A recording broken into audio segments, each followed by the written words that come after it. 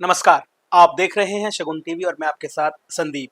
और आज मैं आपसे बात करूंगा मिथुन राशि वालों के लिए अगस्त 2026 कैसा जाने वाला है, ग्रहों की पोजीशन क्या कहती है और आपको क्या कार्य करने चाहिए, किनको आपको अवॉइड करना है। तो वीडियो में अंत तक बने रहें। तो सबसे पहले मैंने कुंडली बना ली और कुंडली के हिसाब से मैंने पूरी प्लेनेट की पोजीशन डाल दी। सबसे बड़ी बात यह है कि आपके जो मेन प्रथमेश या लग्नेश, यहाँ पर शुक्रदेव आए हुए हैं। दूसरे भाव में सूर्य और गुरुदेव, तीसरे भाव में केतु और बुध है, चौथे भाव में मंगल है।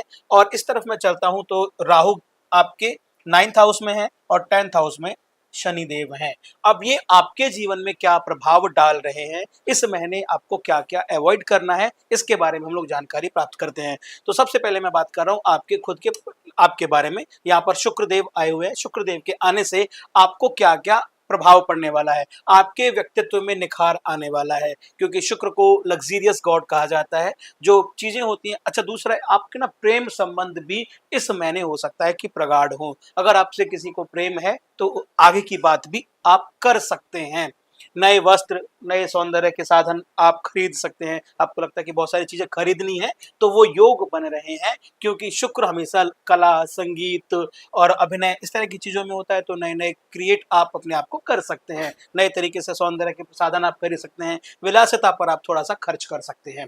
ये तो रहा आपका मेन, क्योंकि प्रथमेश में शुक्र के आ जाने से है।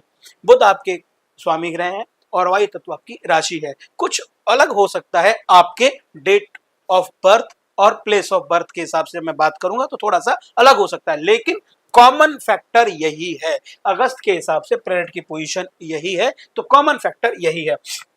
दूसरे घर में सूर्य और गुरु हैं और गुरु की उच्च राशि है कर्क। यहाँ से आपको धन, कुटुंब और वाणी में लाभ होगा। दूसरा, परिवार में नेतृत्व भी आपको प्राप्त हो सकता है, क्योंकि सूर्य के होने से यहाँ पर आपकी जो नेतृत्व क्षमता है वो बढ़ेगी और आपका सब कहना भी मानेंगे। छोटी छोटी यात्राओं के आपको योग होंगे और सब लोग आपके साथ मिलकर चलेंगे कि जी बड़े भाई साहब ने कहा है, पिताजी ने कहा है या ताऊ जी ने कहा है। जो इस तरह की चीज होती है ना परिवार में, वो आपको प्राप्त की जाएंगी, सम्मान आपको मिलेगा।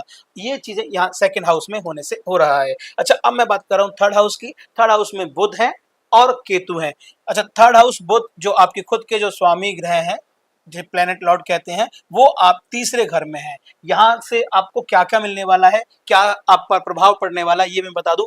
कुछ ना बहस मत करना आप अपने भाइयों से, आप अपने कलीग से बहस मत करना, क्योंकि केतु बहस का रूप जब आप बातों को देने लगते हैं तो जरूरी नहीं कि आपकी वो बहस सार्थक हो। अच्छे परिणाम कई बार नहीं निकलते हैं। अगर आपकी कहीं भी आपके प्रेमिसेस में, आपके ऑफिस में, यारी दोस्ती में अगर आप बात करते हो तो कोशिश करना पॉजिटिवली बात करें और अदरवाइज उस स्थान से निकल जाना। बहस मत करना, ये आपके लिए नुकसानदायक हो सकता है। आप तो अपनी बुद्धि लगाएंगे क्योंकि बुद्ध यहाँ पर है ऑलरेडी, लेकिन केतु के हो जाने से जरूरी नहीं कि आपकी जो बात है उसकी सार्थकता, उसकी सटीकता लोग समझें और यहां पर आपके कुछ झगड़े के चांसेस बन जाएंगे।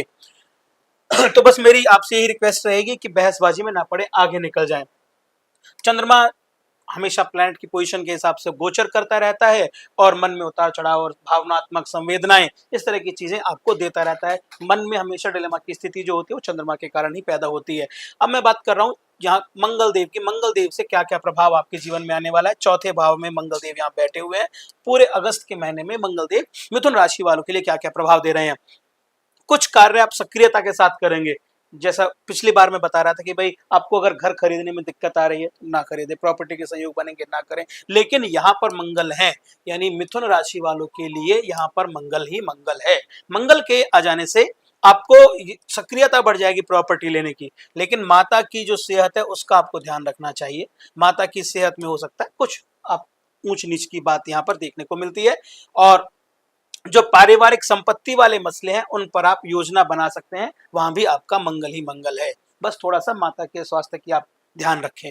अब मैं बात कर रहा हूँ बुध तीसरे भाव में, उसको मैं बता चुका हूँ।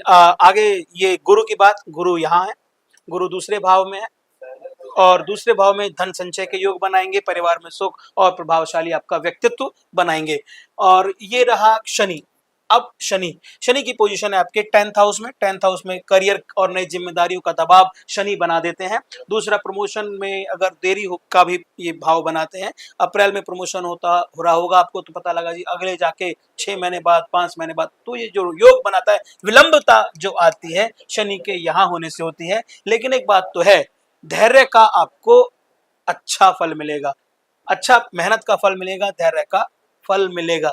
कोई प्रोजेक्ट अगर आपके छूटे हैं, अधूरे हैं, तो वो यहाँ से पूरे हो जाएंगे, क्योंकि 10th हाउस हमेशा कर्म का घर माना गया है, और कर्म के घर में अगर शनि देव खुद हैं तो वो आपके लिए पॉजिटिव साइन लेकर आते हैं। अब मैं राहु की बात करता हूँ। राहु अगर आप पिता के घर में है, भाग्य के घर में है, तो वो आपको क्या प्रभाव देने वाले हैं? धर्म और अध्यात्म से आपको जोड़ेंगे। राहु और केतु के साथ पॉजिटिव साइड्स ये है कि वो आपको धर्म अध्यात्म के साथ साथ भौतिकवादी चीजों से दूर करता है। आपको ना बहुत सोचने पर अचानक जो चीजें होती है ना, वो यही होती हैं। तो ये यहाँ पर है, पिता के घर में है, थोड़ा सा अनबन जरूर करा देते हैं, कई बार वैचारिक मतभेद कराएंगे आपके आपके और आपके जो फादर फिगर जो भी लोग हैं, चाचा ताऊ, परिवार में जो बड़े लोग हैं, उनसे आपके ना जो मन मुटाव वाली स्थितियां करा देते हैं। आप कुछ कहते हैं, वो कुछ कहते हैं, वो जो स्थिति बनती है वो यहाँ बनती है। लेकिन आप अध्यात्म के रास्ते पर चलेंगे, मंदिर और ये सब चीजें जो होती है, मंदिर भी जाने लगेंगे, धर्म का रास्ता आपके लिए यहाँ से बनता हुआ मुझे दिखाई दे रहा है। मुझे लगता है मैंने सारी चीजों को कवर कर लिया, पूरे प्लेनेट को मैंने कवर कर लिया है। लेकिन अगर हो सके तो आप ओम, क्योंकि बुध आपके स्वामी ग्रह है, आप बुध का कोई भी उपाय कर सकते हैं, वो आपके लिए बहुत अच्छा रहेगा। अगर आप गाय को हरा चारा खिलाते हैं तो आपके लिए बहुत अच्छा है। सावन का महीना चल रहा है, और अगर आप शिव को बेलपत्र या कोई और जलाभिषेक करते हैं तो वो भी आपके लिए बहुत अच्छा रहेगा, क्योंकि देवों के देव है महादेव, हर कृपा करने वाले हैं महादेव, हर किसी की सुनते हैं।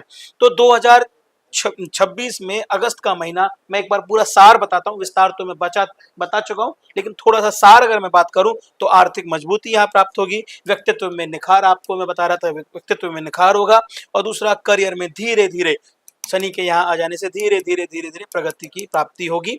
और बस ये कि धैर्य और अनुशासन आपको रखना है। मुझे लगता है मैंने सारी चीजों को कवर कर लिया। बाकी अगर कुछ भी आप पूछना चाहते हैं, कुछ बताना चाहते हैं, तो आप अपना नाम, place of birth, date of birth, ये सारी चीजें लिख के मुझे आप डीएम कर सकते हैं, मैसेज कर सकते हैं, कमेंट कर सकते हैं। वीडियो में अंत तक बने रहने के लिए आपका बहुत बहुत धन्यवाद। नमस्कार।